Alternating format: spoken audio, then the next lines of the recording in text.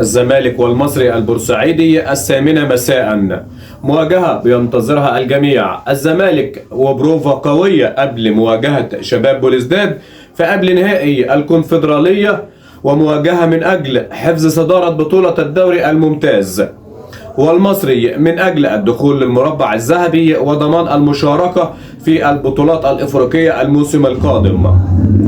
أيضا جماهير النادي الأهلي تنتظر المواجهة حال تعثر الزمالك وانتصار النادي الأهلي. الأهلي يكون في صدارة بطولة الدوري الممتاز، مواجهة ديربي الزمالك والمصري بحضور الجماهير في ملعب برج العرب، مواجهة بينتظرها جماهير الكرة المصرية، مواجهة قوية، مواجهة خارج كل التوقعات. المصري بيمتلك لعيبة أصحاب خبرات قوية جدا، والزمالك ماشي في الطريق المظبوط في الدوري والكونفدرالية حتى الآن، وإسعاد جماهيره بالفوز في الكونفدرالية والدوري المصري من أجل شهر الحسم.